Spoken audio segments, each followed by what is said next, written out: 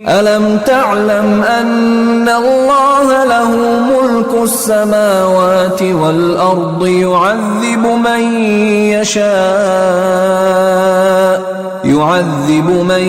يشاء ويغفر لمن يشاء والله على كل شيء قدير. വാനഭുവനങ്ങളുടെ അധികാരത്തിനുടയവൻ അല്ലാഹുവാണെന്ന് നീ അറിഞ്ഞിട്ടില്ലേ? താൻ ഇച്ഛിക്കുന്നവരെ ശിക്ഷിക്കുന്നു, ഇച്ഛിക്കുന്നവർക്ക് പൊറുത്തു കൊടുക്കുന്നു.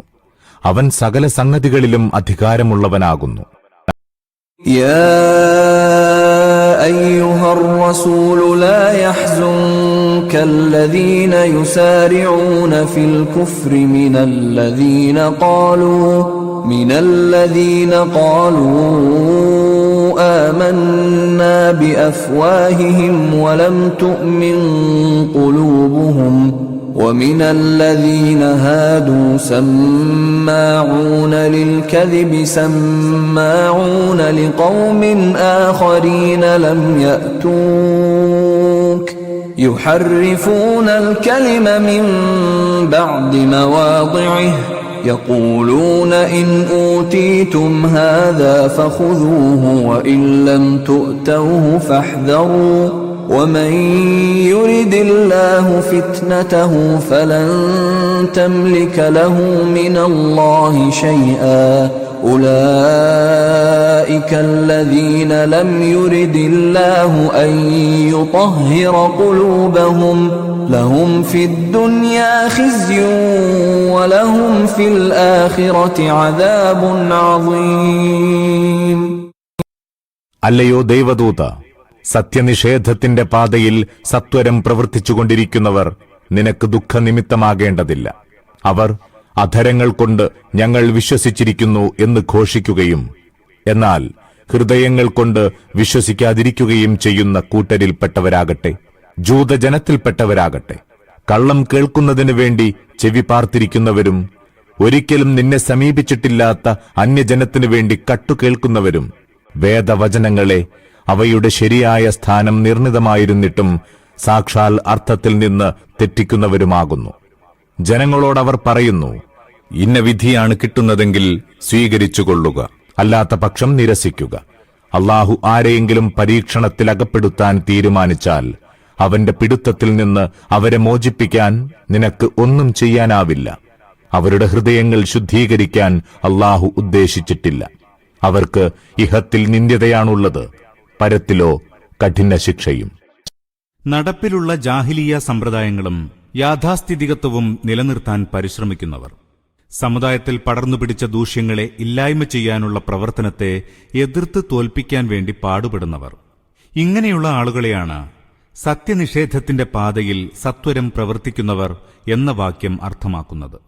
ഇവർ എല്ലാ മാനുഷിക ധാർമ്മിക പരിധികളെയും അതിലംഘിച്ച് നബി തിരുമേനിക്കെതിരായി നീചമായ സകല അടവുകളും പ്രയോഗിച്ചിരുന്നു. മനഃപൂർവ്വം സത്യം മറച്ചുവെച്ചിരുന്നു. വളരെ ധാർഷ്ട്യത്തോടും ധിക്കാരത്തോടും കൂടി വ്യാജം, ചതി, വഞ്ചന, കുതന്ത്രം മുതലായ കുടിലതന്ത്രങ്ങൾ ഉപയോഗിച്ച് ആ പരിശുദ്ധാത്മാവിന്റെ പ്രവർത്തനങ്ങളെ പരാജയപ്പെടുത്താൻ ശ്രമിച്ചിരുന്നു.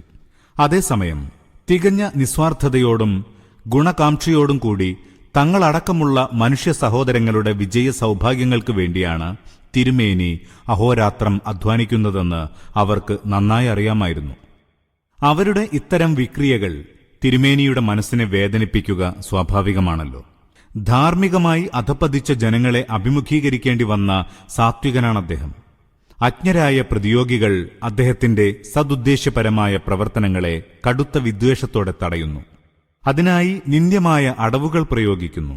ഇതൊക്കെ കാണുമ്പോൾ അദ്ദേഹത്തിന് സ്വാഭാവികമായും മനസ്താപമുണ്ടാകും. ഈ സഹജമായ വികാരം തെറ്റായിപ്പോയെന്നല്ല അല്ലാഹു അരുൾ ചെയ്തതിന്റെ താൽപര്യം. അതുമൂലം തിരുമേനിക്ക് ധൈര്യക്ഷയം ഉളവാകരുതെന്നാണ്. സഹനത്തോടും ആത്മവിശ്വാസത്തോടും സമുദായ പരിഷ്കരണ കൃത്യം തുടരണം. അതിൽ ഒരനാസ്ഥയും വന്നു പോകരുത്. ഈ ദുഷ്ടജനം തങ്ങളിൽ വളർത്തിക്കൊണ്ടുവന്ന ദുശ്ശീലങ്ങൾ പരിഗണിച്ചാൽ അവരുടെ ഈ സമീപനം ഒരിക്കലും അപ്രതീക്ഷിതമല്ല. കള്ളം കേൾക്കുന്നവർ എന്ന വാക്കിന് രണ്ടർത്ഥം കൊടുക്കാവുന്നതാണ്. ഒന്ന്, സ്വന്തം അഭിലാഷങ്ങളുടെ അടിമകളായതുകൊണ്ട് അവർക്ക് സത്യത്തോട് ഒരു പ്രതിപത്തിയുമില്ല. വ്യാജമാണ് പ്രിയങ്കരം. ചെവി വട്ടം പിടിച്ച് അവരത് കേട്ടുകൊള്ളും. അവർക്ക് അവരുടെ ഹൃദയദാഹം അതുകൊണ്ടേ ശമിക്കുകയുള്ളൂ. 2. നബിയുടെയും മുസ്ലിങ്ങളുടെയും സദസ്സുകളിൽ അവർ വന്നിരിക്കുന്നത് കള്ളം പരത്താനാണ്.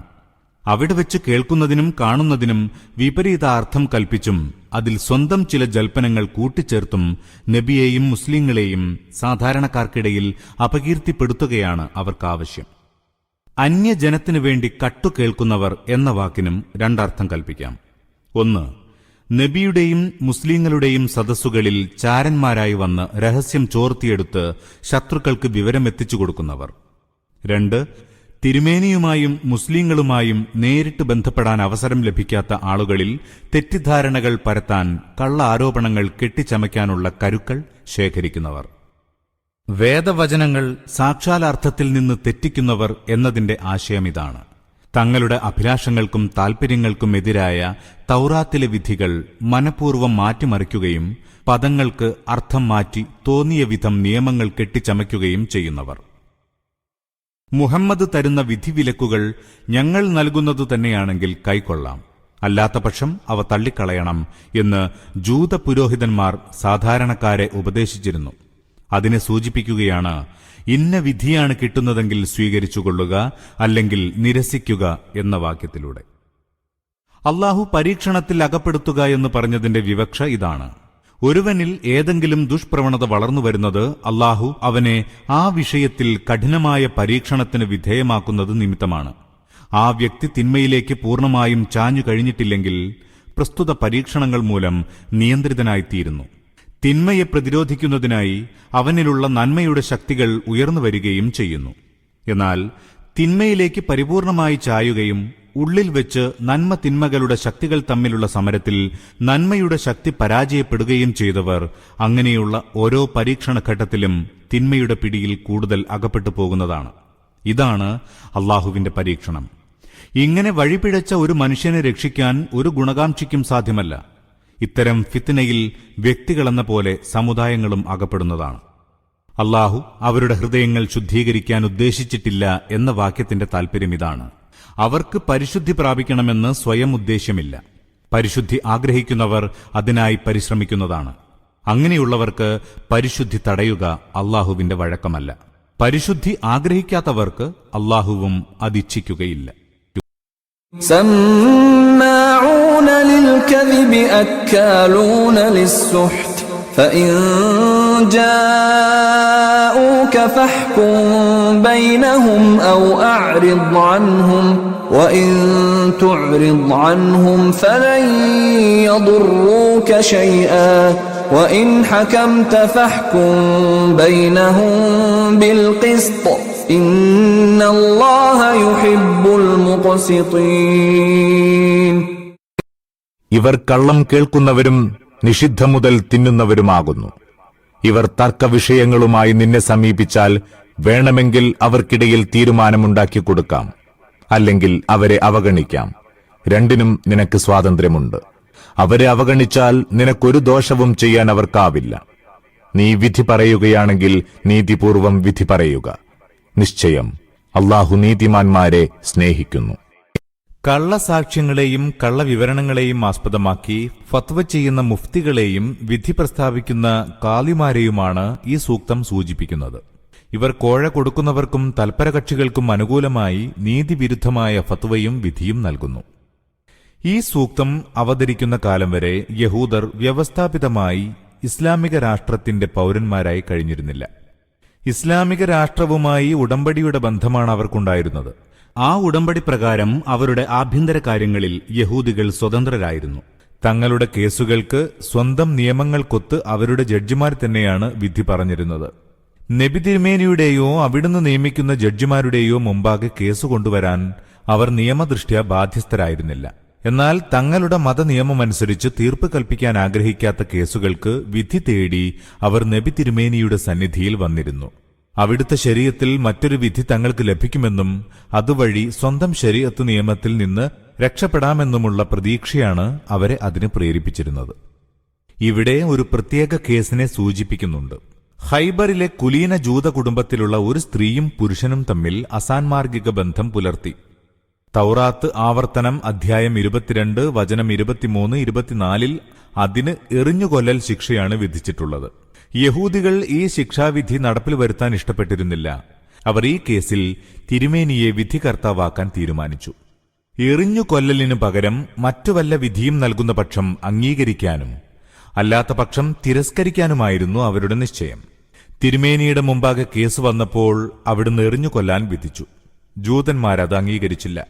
അപ്പോൾ തിരുമേനി ചോദിച്ചു, നിങ്ങളുടെ മതത്തിൽ ഇതിനെന്ത് ശിക്ഷയാണ് വിധിച്ചിട്ടുള്ളത്? അവർ മറുപടി പറഞ്ഞു, ചമ്മട്ടി കൊണ്ടടിയും മുഖത്ത് കരിതേച്ച് കഴുതപ്പുറത്ത് സവാരി ചെയ്യിക്കലും. തിരുമേനി യഹൂദ പുരോഹിതന്മാരോട് ദൈവത്തെ സാക്ഷിയാക്കി ചോദിച്ചു, തൗറാത്തിൽ ഇതേ ശിക്ഷ തന്നെയാണോ വിവാഹിതരായ വ്യഭിചാരികൾക്ക് വിധിച്ചിട്ടുള്ളത്? അവർ അതെ എന്ന് വീണ്ടും കള്ളം പറഞ്ഞു. എന്നാൽ യഹൂദികളുടെ തന്നെ പ്രസ്താവന പ്രകാരം ആ കാലത്തെ ഏറ്റവും വലിയ തൗറാത്ത് പണ്ഡിതനായ ഇബ്നു സൂരിയായെ അഭിമുഖീകരിച്ച് തിരുമേനി പറഞ്ഞു, നിങ്ങളെ ഫറോവയിൽ നിന്ന് മോചിപ്പിച്ച സീനാ പർവ്വതത്തിൽ വെച്ച് തൗറാത്ത് നൽകിയ ദൈവത്തെ സാക്ഷിയാക്കി ഞാൻ താങ്കളോട് ചോദിക്കുന്നു, വാസ്തവത്തിൽ ഇതേ ശിക്ഷയാണോ തൗറാത്തിൽ വിധിച്ചിട്ടുള്ളത്? അതുവരെ മൗനം അവലംബിച്ചിരുന്ന അദ്ദേഹം പറഞ്ഞു, താങ്കൾ ഇത്ര കടുത്ത സത്യം ചെയ്തില്ലെങ്കിൽ ഞാൻ യാഥാർത്ഥ്യം വെളിപ്പെടുത്തുമായിരുന്നില്ല. വാസ്തവം ഇതാണ്, വ്യഭിചാരത്തിനുള്ള ശിക്ഷ തൗറാത്തിലും എറിഞ്ഞുകൊല്ലൽ തന്നെയാണ്. പക്ഷേ വ്യഭിചാരം ഞങ്ങളിൽ ക്രമാതീതമായി വർദ്ധിച്ചപ്പോൾ ഞങ്ങളുടെ വിധികർത്താക്കൾ ഒരു വഴക്കം സ്വീകരിച്ചു. ഉന്നതരായ ആളുകൾ വ്യഭിചരിച്ചാൽ വെറുതെ വിടുക, സമൂഹത്തിലെ താഴ്ന്ന വിഭാഗങ്ങളിൽ വ്യഭിചാരമുണ്ടായാൽ എറിഞ്ഞുകൊല്ലുകയും ചെയ്യുക. ഈ വഴക്കം സാധാരണക്കാരിൽ അതൃപ്തി ഉളവാക്കിയപ്പോൾ ഞങ്ങൾ തൗറാത്തിലെ നിയമം മാറ്റി ഇങ്ങനെയാക്കി: വ്യഭിചാരികളെ ചമ്മട്ടികൊണ്ട് പ്രഹരിക്കുകയും മുഖത്ത് കരിതേച്ച് കഴുതപ്പുറത്ത് പിന്നിട്ടിരുത്തി സവാരി ചെയ്യിക്കുകയും ചെയ്യുക. അനന്തരം യഹൂദികൾക്കൊന്നും പറയാനുണ്ടായിരുന്നില്ല. തിരുമേനിയുടെ വിധിയനുസരിച്ച് തന്നെ ആ വ്യഭിചാരിയും വ്യഭിചാരിണിയും കല്ലെറിഞ്ഞു കൊല്ലപ്പെട്ടു. അലം തഅലം അന്നല്ലാഹ ലഹു